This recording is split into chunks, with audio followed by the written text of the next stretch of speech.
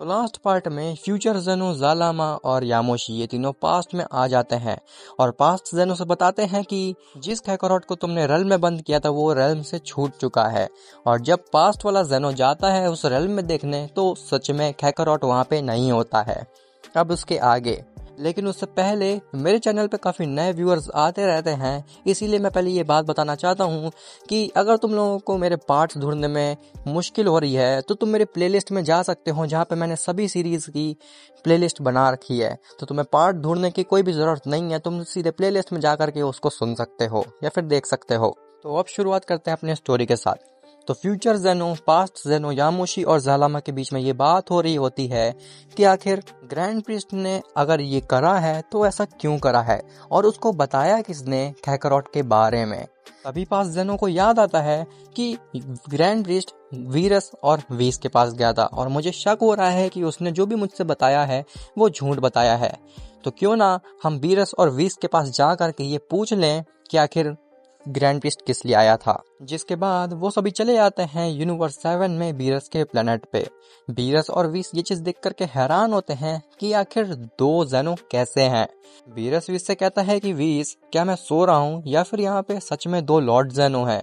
वीस कहता है कि लॉर्ड बीरस, आप कोई सपना नहीं देख रहे हैं, हकीकत में यहाँ पे दो जेनो हैं।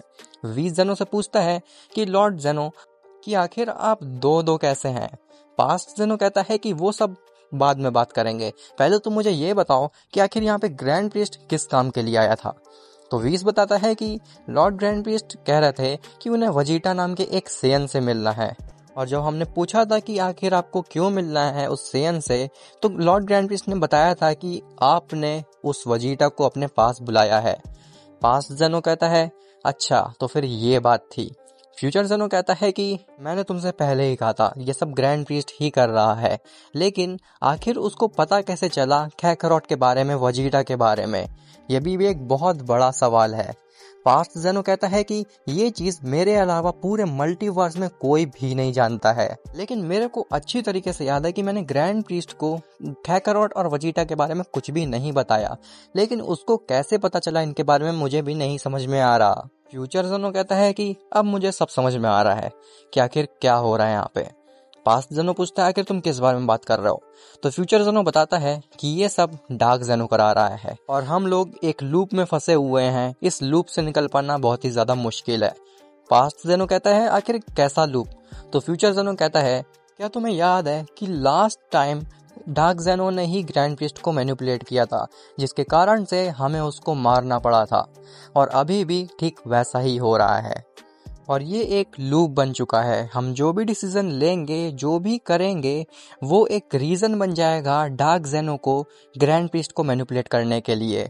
अब अगर तुमने पिछली सीरीज देखी होगी तो तुम्हें याद होगा कि लास्ट सीरीज में भी डार्क जेनो ने ही ग्रैंड प्रीस्ट को मैनिपुलेट किया था और ठीक ऐसा ही इस बार भी हो रहा है। ज़ालामा कहता है इसका मतलब तुम एक बहुत खतरनाक लूप में फंस चुके हो, जिसका केवल एक ही परिणाम निकलेगा लास्ट में, वो है तुम्हारे मल्टीवर्स और टाइमलाइन की तबाही। उसके अलावा और कोई चारा नहीं बचा तुम्हारे पास। फ्यूचर जेनो कहता है कि यहाँ पे जरूर कोई ना कोई लूप होल जरूर होगा, जिसकी मदद से हम इस लूप को तोड़ सकते हैं और अपने मल्टीवर्स और टाइमलाइन को बचा सकते हैं। यामोशी कहता है इन सब चीजों में तुम अपना दिमाग लगाओ, लेकिन जब लड़ाई करनी हो तब तुम मुझे बुला सकते हो, फिलहाल के लिए मैं यहाँ से जाता हूँ। ऐसा बोल करके यामोशी वहाँ से चला जाता है। पास्ट जेनो कहता है कि कैसा हो अगर हम डार्क जेनो को ही मार दें, तो क्या उसकी वजह से पूरा लूप खत्म नहीं हो जाएगा। फ्यूचर जेनो कहता है कि हाँ, हम ऐसा जरूर कर सकते हैं, लेकिन उसको रोक पाना इतना भी आसान नहीं होने वाला है। खैर, वहीं दूसरी तरफ डार्क मल्टीवर्स में ग्रैंड प्रीस्ट डार्क जेनो के पास होता है। ग्रैंड प्रीस्ट डार्क जेनो से पूछता है कि आखिर आप इस कैकारोट का करेंगे क्या। तो डार्क जेनो कहता है कि तुम्हारा ओमनी किंग मेरे मल्टीवर्स पे बहुत जल्द ही हमला करने वाला होगा, क्योंकि मुझे पता है कि आखिर उसके दिमाग में क्या चल रहा है। इसीलिए मैं इसको एक हथियार की तरह रेज करूंगा ताकि जेनो मुझे ना रोक सके। ग्रैंड प्रीस्ट कहता है लेकिन आखिर आपको कैसे पता कि जेनो आपके ऊपर हमला करने वाला है। डार्क जेनो कहता है उसके बारे में मैं तुम्हें नहीं बता सकता, क्योंकि अगर मैंने तुम्हें बता दिया तो लूप टूट जाएगा। ग्रैंड प्रीस्ट कहता है कैसा लूप। डार्क जेनो कहता है कुछ नहीं। खैर, मैं तुम्हें एक काम सौंप रहा हूँ और अगर तुम वो काम करने में नाकामयाब हुए तो तुम्हें ज़ेनो मार डालेगा। ग्रैंड प्रिस्ट कहता है कि आखिर कैसा काम? डार्क ज़ेनो बताता है कि तुम्हें अपने मल्टीवर्स जा करके ज़ेनो की सारी प्लानिंग और बातें मुझे बतानी होंगी। ग्रैंड प्रिस्ट कहता है लेकिन मुझे नहीं लगता कि ज़ेनो अपनी प्लानिंग के बारे में मुझे कुछ बताएंगे। तो डार्क ज़ेनो कहता है तुम उसकी चिंता बिल्कुल मत करो, तुम्हें बस ज़ेनो के सामने जा करके थोड़ी एक्टिंग करनी होगी और उससे कहना होगा कि डार्क ज़ेनो ने मेरा दिमाग मैनिपुलेट कर दिया था, इसीलिए मेरे से गलती हो गई, लेकिन लॉर्ड ज़ेनो अब से मैं आपका पूरा साथ दूंगा और उस डार्क ज़ेनो को मारने में आपकी मदद करूंगा। ये चीज़ सुन करके ज़ेनो ज़रूर तुम्हें अपनी प्लानिंग वगैरह बता देगा। ग्रैंड प्रिस्ट कहता है मुझे नहीं लगता कि लॉर्ड ज़ेनो इतना ज़्यादा डम है कि वो इतनी आसानी से मेरी बात को मान लेंगे। डार्क ज़ेनो कहता है तुम्हें ऐसा करना ही होगा क्योंकि इसके अलावा तुम्हारे पास कोई और ऑप्शन नहीं है, क्योंकि कैकरॉट भी मेरे पास है, इसका मतलब तुम्हारे पूरे मल्टीवर्स और टाइमलाइन की डोर मेरे हाथों में है।